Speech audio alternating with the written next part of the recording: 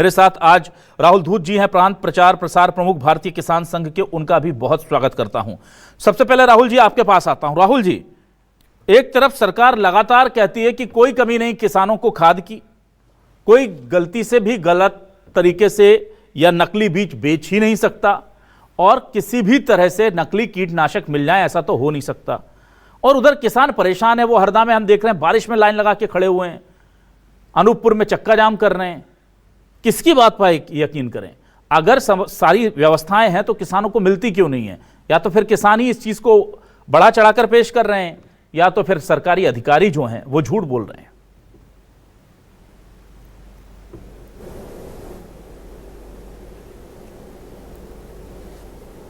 जी बोलिए राहुल जी, आप मुझे सुन पा रहे हैं? सबसे पहले तो अभिलाष जी बहुत बहुत धन्यवाद जी। हाँ, आ रही है, आवाज़ आ रही है जी बोलिए। अभिलाष जी, सबसे पहले तो बहुत बहुत धन्यवाद, आपने इतने महत्वपूर्ण विषय पे ये चर्चा आयोजित की है। देखिए, निश्चित तौर पे ये कहीं ना कहीं इसमें सरकार का और सिस्टम का मैं फेलियर मानता हूँ, क्योंकि अगर कहीं खाद की किल्लत आ रही है, किसान लाइन में लगे हैं, नकली खाद बीज दवाइयाँ मार्केट में बिक रहा है, तो जाहिर सी बात है ये किसान के पास इतना समय नहीं है कि वो इन चीज़ों के लिए परेशान हों। लेकिन वो अपना कीमती समय, जिस टाइम उसे खेत में फसल के बोनी करनी होती है, खाद बीज डालना होता है, उस समय वो लाइनों में लगा है। तो कहीं ना कहीं ये बड़ा दुर्भाग्यपूर्ण है और इसमें मैं पूरी तरीके से ये मानता हूँ कि सरकार के कहीं ना कहीं इसमें पूर्व से प्लानिंग की कमी दिखाई देती है, अधिकारियों की लापरवाही दिखाई देती है। अगर चीज़ें उपलब्ध होती तो किसान क्या शौक से लाइन में लगता है? जो वीडियो और फोटो आ रहे हैं, जो शिकायतें प्राप्त हो रही हैं मीडिया के माध्यम से, हमें भी प्राप्त हो रही हैं, सब जगह से जानकारी प्राप्त हो रही है, वह क्या खबरें झूठी है? फिर सच क्या है? सरकार कहीं ना कहीं इस मामले में फेल होती दिखाई दे रही है। अभी आपने देखा होगा 2 दिन पहले केंद्रीय कृषि मंत्री शिवराज जी विदिशा दौरे पे थे, वहाँ भी किसानों ने उनको ज्ञापन दिया, भारतीय किसान संघ ने भी उनको ज्ञापन दिया इन्हीं सब विषयों को लेकर के। ये खाद की दिक्कत आ रही है, खाद की शॉर्टेज हो रही है और नकली खाद बीज दवाइयों की वजह से किसानों की फसलें बर्बाद हो रही है। तो ये हो क्या रहा है? सरकार इस पर ध्यान क्यों नहीं दे रही है? जाहिर सी बात है, सरकार को, हमें तो ये लगता है सरकार में बैठे जो अधिकारी हैं वो एसी रूम से निकलना नहीं चाहते, वो सरकार को गलत जानकारी दे रहे हैं और सरकार भी उन अधिकारियों के भरोसे सब कुछ ठीक है मानकर चल रही है। तो कहीं ना कहीं ये गड़बड़ है। और अब सबसे बड़ी चीज़ इसमें ये देखने वाली बात है अभिलाष जी कि सरकार के पास पहले से पूरा डाटा होता है, किसानों का डाटा होता है, पूरी जानकारी होती है, कितना रकबा बोया गया, कितनी खाद की आवश्यकता होगी। तो फिर सरकार इसकी पूर्ति पहले से क्यों नहीं कर पाती है? और वही खाद जो सोसाइटियों में किसानों को नहीं मिल रही है वो दुकानों पर डबल भाव में उपलब्ध हो रही है। तो जाहिर सी बात है कहीं ना कहीं इसमें मिलीभगत से ब्लैक मार्केटिंग भी हो रही है। सरकार इन चीज़ों पर ध्यान देना चाहिए। सरकार की लापरवाही मैं निश्चित तौर से मानता हूँ और किसानों के साथ जो अन्याय हो रहा है इसके लिए सरकार पूरी तरीके से उत्तरदायी है। ठीक है, हमारे साथ नवनीत शुक्ला जी भी जुड़े हुए हैं। नवनीत जी, मैं आपसे ये जानना चाहता हूँ, हर साल दशकों से मैं देख रहा हूं, हर साल यही तस्वीरें सामने होती हैं और हर साल यही बात होती है कि नहीं, खाद की तो कोई कमी नहीं है, वो बंटने में, डिस्ट्रीब्यूशन में किसी जगह एक आध जगह कहीं आ गई होगी, बाकी तो पर्याप्त है। लेकिन लगभग हर जिले में किसान परेशान है। और दूसरा, ये जो नकली बीज और नकली कीटनाशक हैं, ये तो बहुत बड़ी समस्या हो गई। खुलेआम लोग यहां पर दुकान लगा करके बेचते हैं। अब देखिए, केंद्रीय गृह मंत्री शिवराज सिंह चौहान पहुंचे भी, वो पहुंच करके उस किसान के पास पहुंचते हैं, उससे देखते हैं कि बीज उसने बोया था अंकुरित नहीं हुआ, लेकिन उन्होंने पूछा नहीं कि किस दुकान से खरीदा और उसको अंदर करवा देते, या उससे पूछते कि उसका सप्लायर कौन था।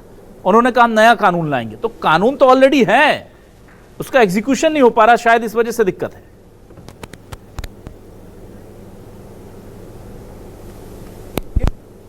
करता है पर कानून का इम्प्लीमेंट नहीं हो पा रहा है। एक तो प्रशासन का, शासन का और सरकार का जो भय होना चाहिए नकली बीज बेचने वालों पे, और जो कार्रवाई होना चाहिए उसका कहीं डर नहीं है। लोग आज भी, जैसे इंदौर में भी मैं कह रहा हूँ, अभी थोड़े दिन पहले अमानक बीज पकड़ाए हैं, कार्रवाई की गई है, तो पर वो जो इतनी लिमिटेशन में कार्रवाई है कि उसका चेहरा सामने नहीं आता। जब तक ये सख्त कार्रवाई नहीं होगी, जब तक मैं नहीं समझता हूँ कि इन मामलों को लेकर कोई बीज को औपचारिकता हो जाती है, बीज निगम पे 4-6 जगह कार्रवाई कर दी है आपने, एक डर जो होना चाहिए ना व्यवस्था को लेकर, वो पूरी तरह से ख़त्म हो चुका है। और मुझे लगता है, आप खाद की बात कर रहे हैं, मैं इंदौर में देखता हूँ कि आपको खाद किसान को भले नहीं मिले, बाजार में ब्लैक में पूरी तरह से खाद उपलब्ध है और बहुत आराम से उपलब्ध है। 2000 रुपये तक बोरी आपको खाद मिल रही है, आप ले सकते हैं। पर किसान बेचारा जो है वो अब फसल बिल्कुल सोयाबीन की तैयार होने, मतलब उसको तैयार बीज हो चुका है, सब लगा चुका है, अब उसको बीज चाहिए, बीज के लिए उसको खाद चाहिए। तो खाद के लिए जो संघर्ष उसको करना पड़ रहा है ना, वो उसको हिला के रख देता है।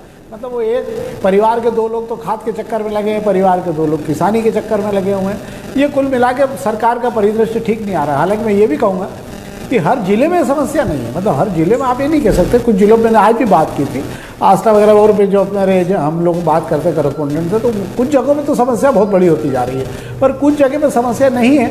पर मुझे ये समझ में नहीं आता कि अधिकारियों को, हमने पिछले बार भी इसी मामले में जब बात की तब भी ये हुआ था कि अधिकारियों को जब मालूम नहीं कि रकबा बढ़ गया है, फसलें ज़्यादा बोई जा रही हैं, तो जब बोई जा रही हैं तो उनके लिए उनको एक तैयारी तो पहले से कर लेना चाहिए। और ये हर साल का डिफॉल्ट है, कोई पहली बार का डिफॉल्ट नहीं है। ठीक है, ठीक है। मेरे साथ इस वक्त रितेश त्रिपाठी जुड़ गए हैं, वरिष्ठ नेता प्रवक्ता कांग्रेस से, उनका भी मैं स्वागत करूंगा।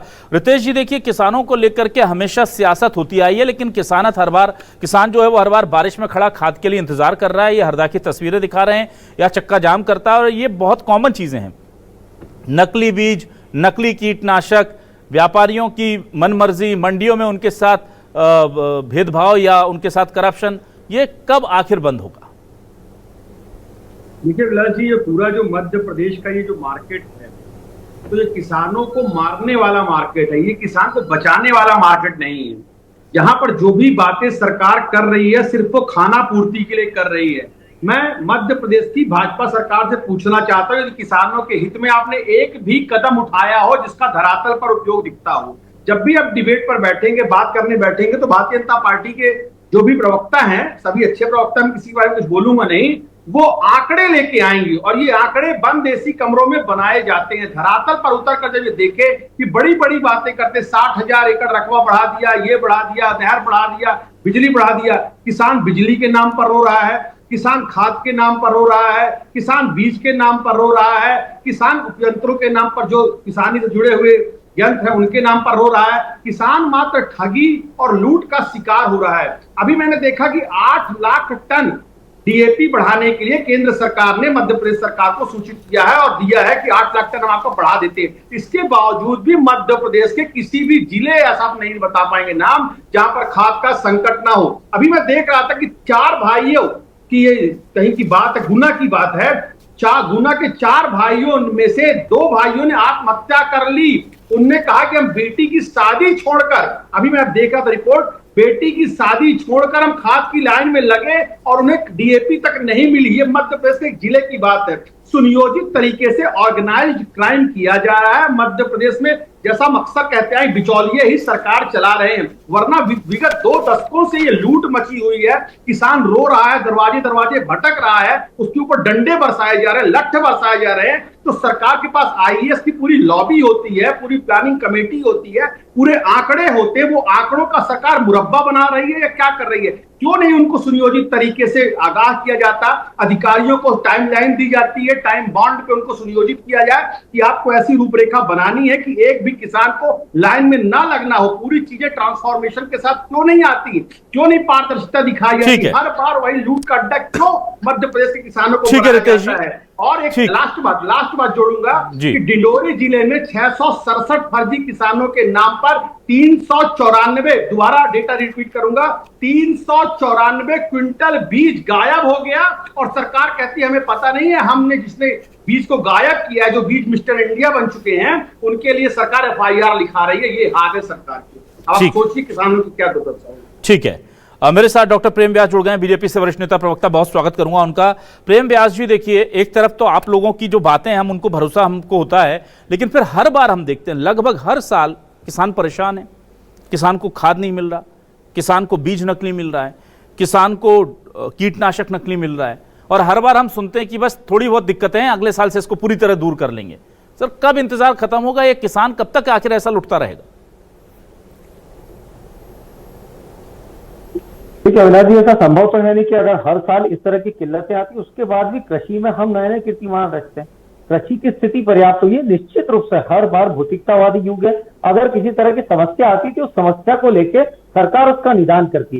शाजापुर में अभी जो किया गया था, कृषि अधिकारियों की देखरेख में डीएपी एनपीके का वितरण कलेक्टर द्वारा तय किया गया था। उसके बाद में पिछले वर्ष की तुलना में जो खाद का वितरण होता है, देखिए इस बार अगर मक्का का रकबा बढ़ा है उसको लेकर निश्चित रूप से थोड़ी सी अव्यवस्था हुई है, लेकिन अगर पिछले वर्ष की तुलना में मानेंगे तो जो रिक्वायरमेंट था उसके अनुसार 10,166 मेट्रिक टन बुलाया गया, लगभग 11,055 मेट्रिक टन रिक्वायर्ड है, जो निश्चित थोड़े से अंतराल में आ जाएगा। लेकिन ये कह देना कि खाद ही नहीं है तो ये तो अनुचित होगा ना। पिछले साल लगभग 1 लाख हेक्टेयर था जिस पर सोयाबीन हुआ था और 20,000 हेक्टेयर पे जो है मक्का हुआ था, लेकिन उलट हुआ, इस बार सोयाबीन से ज्यादा मक्के का रकबा बढ़ा है। इसके कारण टीएपी एनपीके की मांग बढ़ी है, तो हमने आपूर्ति पूर्व में करी थी, उसको लेकर हमने जो 10,166 मेट्रिक टन मंगाया था वो हमारा अंदाजा था कि सोयाबीन के अनुसार पर्याप्त लगेगा, पर चूंकि मक्के में ज्यादा लगता है इसलिए किसानों की मांग ज्यादा थी। लेकिन उसके लिए भी हम किसानों को जागरूक कर रहे हैं, नैनो यूरिया प्रोवाइड कर रहे हैं साथ में, ताकि जो उर्वरक क्षमताएं भी बनी रहे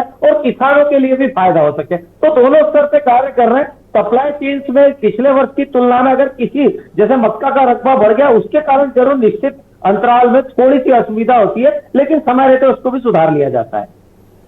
अच्छा, और नकली कीटनाशक और नकली बीज को लेकर क्या कहेंगे? खुद केंद्रीय कृषि मंत्री जाते हैं, खेत में देखकर आते हैं और मुझे बड़ा आश्चर्य होता है। डॉक्टर प्रेम व्यास जी आप बताइएगा, उनसे बड़ी सुप्रीम अथॉरिटी तो इस वक्त कृषि के मामले में प्रदेश में कोई नहीं है। वो जाते हैं, वो देखते हैं कि नकली बीज पड़ा था, इस किसान का खेत बर्बाद हो गया, इसकी रकम डूब गई, और वो ये कहते हैं कि मैं नया सख्त कानून बनाऊंगा जाकर के। भाई जिससे खरीदा उस पर कार्रवाई कब करेंगे? कब उस किसान के पास जाकर के पूछा जाएगा कि किस व्यापारी से खरीदा, उसकी दुकान चल कैसे रही, मुझे बताइए ना मध्य प्रदेश में। अब कहां जाए आदमी? वो सब खुद कृषि मंत्री, केंद्रीय कृषि मंत्री उसके खेत में खड़े हैं और आश्वासन देकर चले गए, ये देखिए वो उखाड़ करके देख रहे हैं कौन सा बीज लगाया था आपने, और बस एक आश्वासन देकर के आप चले गए। एक पूरे साल की मेहनत, पूरा पैसा किसान का बर्बाद, कोई कार्रवाई नहीं किसी पर। अभिलाष जी, इसके पूर्व में अमानक खरीदी को लेकर प्रभारियों पर, 2 सर्वेयर्स पर कार्रवाई की गई है, और सिर्फ एक ही जगह कार्रवाई नहीं की गई है, देवरिया, वनखेड़ी, पिपरिया, सुहागपुर, ऐसे लगभग कई सारी जगहों पर निरीक्षण प्रणालियां भी लागू की गई और कार्रवाई भी की गई। निश्चित रूप से हम पिछले कई वर्षों से कार्रवाई करते आ रहे हैं, लेकिन हाँ, कृषि मंत्री जी का कहना है कि सख्त कानून जो पूर्व से प्रचलित है उसके अलावा भी आवश्यकता है, ताकि पूर्ण रूप से पाबंदी लगाई जा सके। जब भी कलेक्टर्स के माध्यम से या सरकार के सहकारी संस्थाओं के माध्यम से निरीक्षण प्रणालियां की जाती है तो निश्चित रूप से ऐसी चीजें सामने आती है जिसमें शिकायतें होती है, धांधली होती है, कई बार रुपयों की मांग भी होती है, अमानक बीज का वितरण हो जाता है, तो उसको लेकर प्रशासन सख्ती से कार्रवाई करता है, और निश्चित रूप से जो तय पैमाने के अनुसार कार्रवाई, उसके अलावा भी जिस तरह से नियमों में परिवर्तन करने की बात है तो उसको भी किया जाएगा, और मध्य प्रदेश को भ्रष्टाचार मुक्त बनाया जाएगा। किसानों के हित के संरक्षण के लिए सरकार लगातार कार्य करती आ रही है, चाहे वो बीज को लेकर हो, खाद को लेकर हो, कृषि का रकबा बढ़ाने को लेकर हो, बिजली को लेकर हो, पानी को लेकर हो, तो निश्चित रूप से जो चीजें शेष है उस पर भी कार्य किया जा रहा है, और निश्चित तय पैमाने के अनुसार वो कार्य को भी प्रगति में लाया जाएगा। चलिए ठीक है, मैं राहुल जी आपके पास दोबारा आता हूं। राहुल जी देखिए, बार बार ये कहा जाता है कि हम इसे ठीक कर लेंगे, जो मैंने पहले कहा था, शायद उस वक्त तक प्रेम व्यास जी जुड़े नहीं थे, कि हम निश्चित तौर पर इसे ठीक कर लेंगे, आगे जो थोड़ी बहुत गलतियां हैं, कमियां हैं, वो ठीक कर लेंगे। मैंने बात ही यहीं से शुरू की थी, क्योंकि 2 दशक से तो मैं ही सुन रहा हूं लगभग ये बातें। मुझे ये बताइए कि वो दिन कब आएगा जब किसान के खेत में आकर के तय नहीं होगा कि ये बीज असली है कि नकली?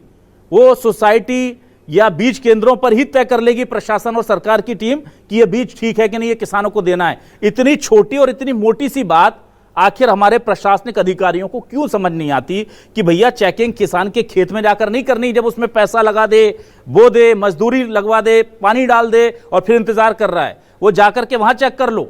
ये क्यों नहीं समझ पाते हमारे सिस्टम के लोग? अभिलाष जी, ये इस देश में किसानों का बड़ा दुर्भाग्य है कि सरकारें किसी की भी रही हो, किसानों के नाम पे कानून तो बहुत बनाए गए, राजनीति तो बहुत की गई, लेकिन धरातल पे किसानों को उसका लाभ कभी नहीं मिला। आज हमारे मित्रों ने जैसी बात कही, बड़ा दुर्भाग्यपूर्ण बात है, बड़ा अफसोस, दुख होता है मुझे इन बातों को सुन करके कि आज किसान लाइन में लगाए फिर भी ये कहते हैं सब ठीक है। नकली खाद बीज खुद केंद्रीय मंत्री जी जाके खेत में देख के आते हैं, उसके बाद भी कहते हैं कि हम ठीक कर लेंगे। भाई आप कब ठीक करेंगे ये बताइए ना। कानून तो पहले भी थे, आपके अधिकारी प्रशासन क्या कर रहे हैं, आप इनको क्यों नहीं ठीक करते? भाई मार्केट में ये चीज़ें आ कैसे रही हैं, किसी की जानकारी भी नहीं है। इतनी आंखें बंद कर रखी हैं आप लोगों ने, आंखें खुली रख के देखिए क्या चल रहा है, पूरे देश की स्थिति क्या है, पूरे प्रदेश की स्थिति क्या है। हमारे पड़ोसी राज्य में हमारे वहाँ के कृषि मंत्री जी ने मैदान में उतर के 12 अधिकारियों पर कार्रवाई करी, वहाँ पे इतना बड़ा जो एक खेल चल रहा था उसको बंद कराया उन्होंने, आगे लेके काम करा। हमारे यहाँ क्या चल रहा है? कृषि मंत्री जी कहाँ हैं, बाकी के नेता कहाँ हैं?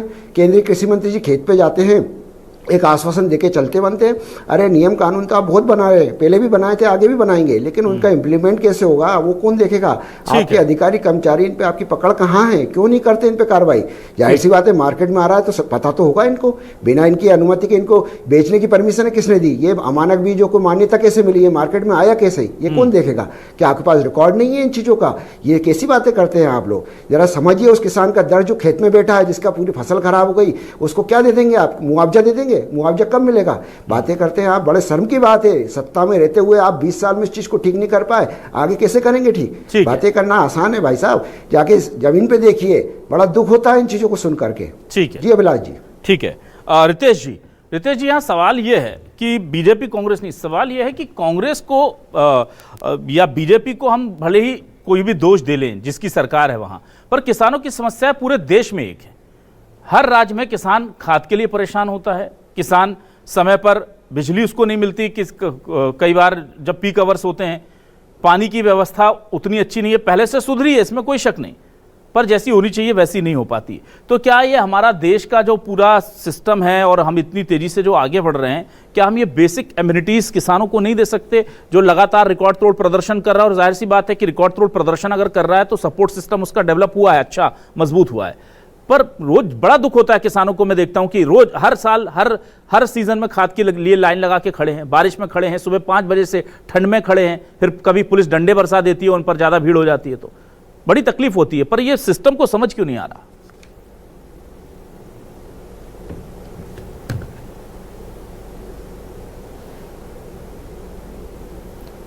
रितेश जी की आवाज मुझ तक नहीं पहुंच पा रही है। रितेश जी मैं आपको सुन नहीं पा रहा हूं। रितेश जी अनम्यूट करेंगे अपने आप को प्लीज।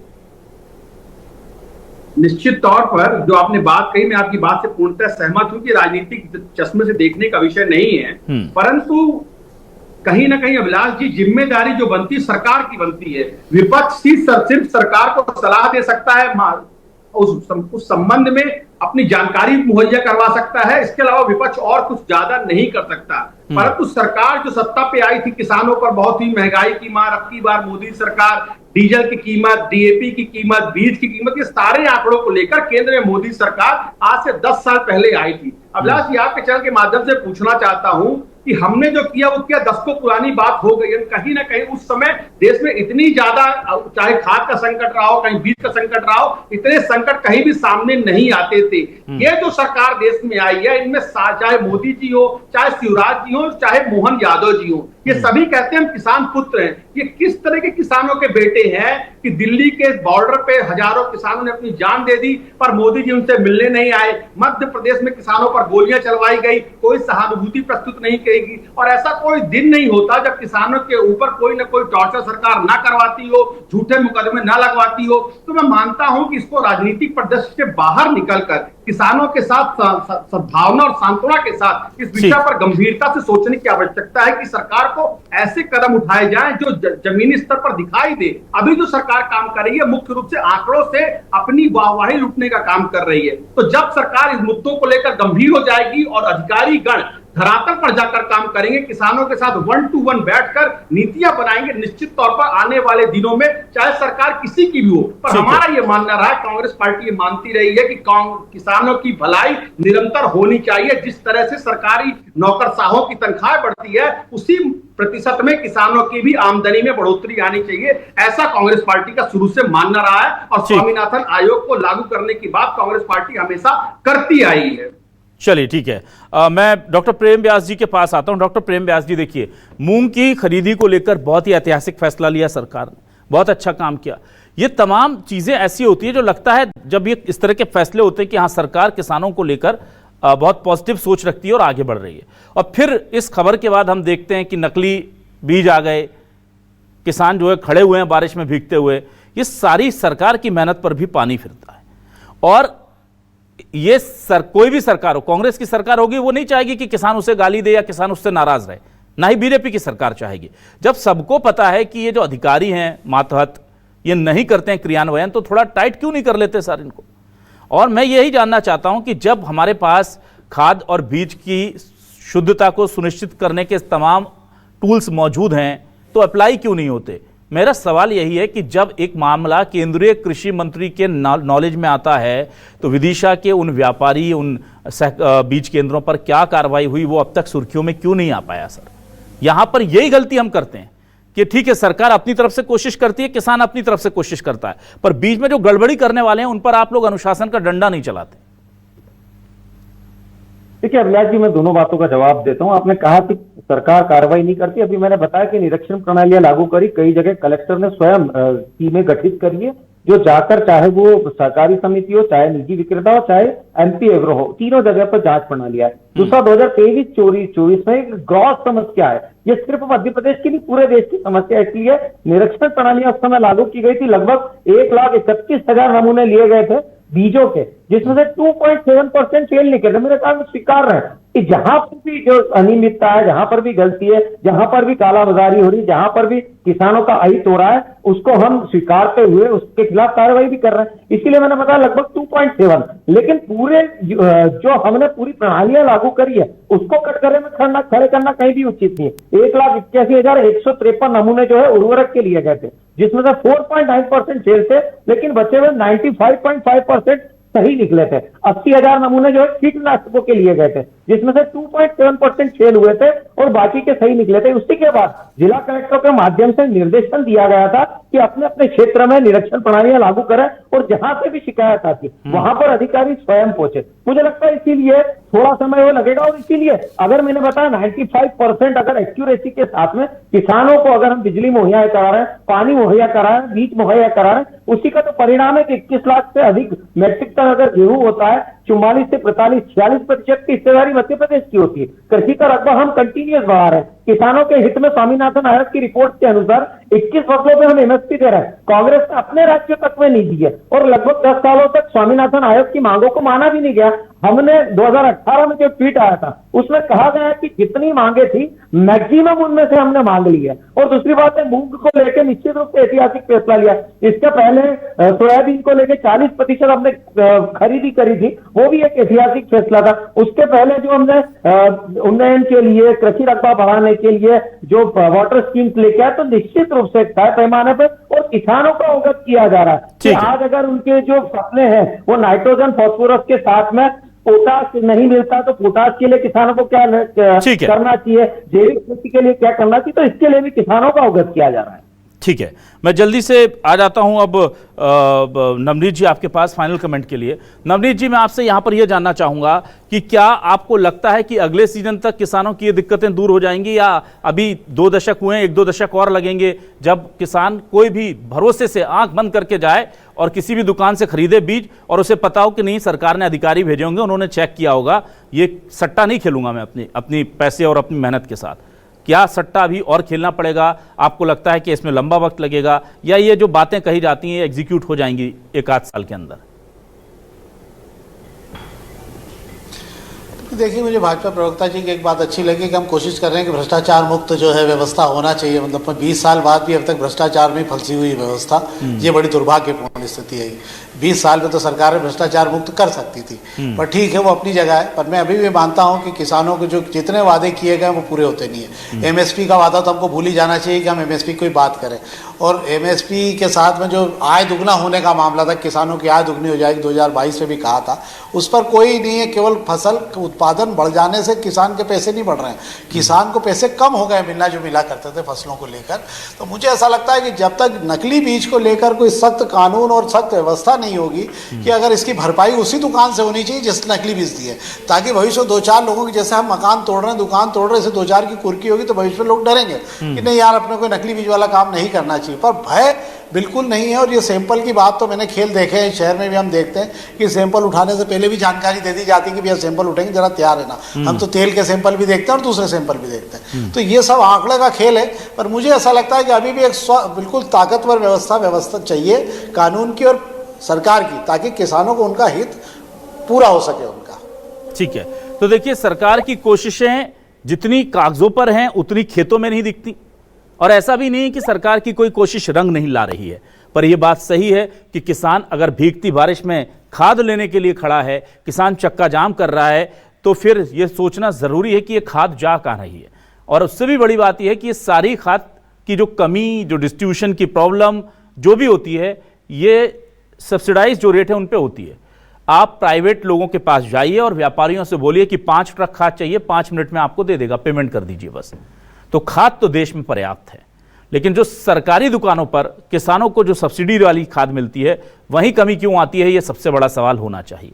इसके अलावा सरकार जो कोशिशें कर रही है उसको लेकर ये जो फर्जीवाड़ा करने वाले लोग हैं उनमें डर क्यों नहीं, ये भी सरकार को सोचना होगा, प्रशासन को सोचना होगा, कृषि विभाग को सोचना होगा कि आखिर हम ऐसा क्या करें कि लोग किसानों की मेहनत को बर्बाद करने से पहले, उनकी मेहनत को पूरी तरह तबाह करने से पहले 10 बार सोचें।